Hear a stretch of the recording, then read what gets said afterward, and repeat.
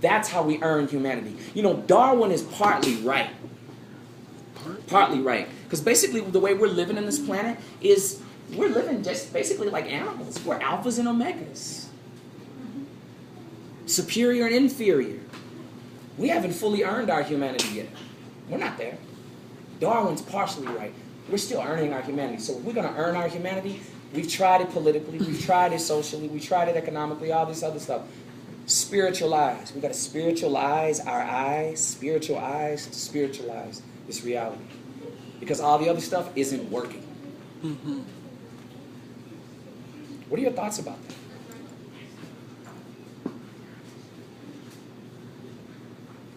Initially, Darwin actually talked about evolution. We all change. Talcott Parsons, an American sociologist, talked about the survival of the fittest. Yeah. Yeah. Just thought that on that. I'm glad you do that. You did that. Yeah. And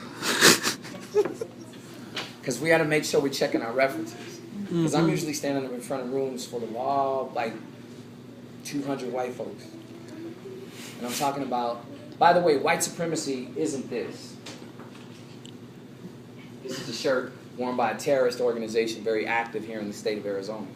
The shirt was given to me by a young woman who left this terrorist group after she attended one of my Unitown camps. They're very active. They come to schools throughout the state looking for disenfranchised kids, kids that are bullied, feel teased, left out. They say, you feel weak, we'll teach you how to be strong. This is a shirt worn by Hammerskins and War. WAR is an acronym for White Aryan Resistance. That's a Nazi Gestapo symbol surrounded with the words, support your local white boy. They had a 3-day rally in Cave Creek. Did you see it on CNN? I know you didn't see it on Fox. There's a 3-day rally about hating all the guys' names were Mohammed, Umid, and Shahrukh. They would have been called terrorists. But because their names were Jeff and Tyler, they were called supremacists. That's a white privilege. These guys do something called a smiley. I can't talk too much about it, but basically it's about beating people to the point that they're unconscious and putting their mouths on curves and then doing something to the back of their head. They call it a smiley because something splits open. I'm standing in front of rooms telling people that this isn't white supremacy. This is a symptom of white supremacy. What white supremacy is who's Superman? It's a white guy. Who's Wonder Woman? It's a white woman. Who's Batman? Who's Iron Man? Who's Thor? Who's Captain America?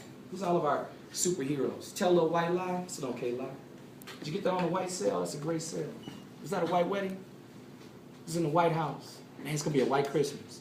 Check this out. Diametrically opposed. Then there's all these colors in between, but their groups aren't called black and white. They're national names, like Persian, or Korean, or like Hawaiian, or like, you know, maybe Latino. They're like national ethnic terms. But within those groups, there's issues of lightness and darkness. Check this out. Did you get that on the black market? That movie was so black, so dark. Man, they died in the Black Plague. Are you the black sheep of the family? I'm going to blackmail you, then you meet a black male. English, the language of the English that I'm using right now, the language of the Spanish, Espanol, the language of the Portuguese, the French, all these colonized languages, basically if you study any of those languages, you'll see that the word black is already synonymous with bad. So we have to actually create new language. My point is when Ian did that, I'm usually standing in front of these rooms, and what people will do is sometimes they look for flaws, they'll bring up points. I'm not saying he did that, but they'll bring up things in order to derail, to distract, to try to undermine. They'll look for exceptions to the rule. And with an exception to the rule, well, if you're talking about all these superheroes, what about Static Shock? You know, the one black superhero, right? And then I go, you know what happens when we do that? When we focus on the exception to the rule, we distract ourselves from investigating the rule. Who rules? Who writes the rules? Who reinforces the rules? Who benefits from the rules? Who arbitrarily changes the rules?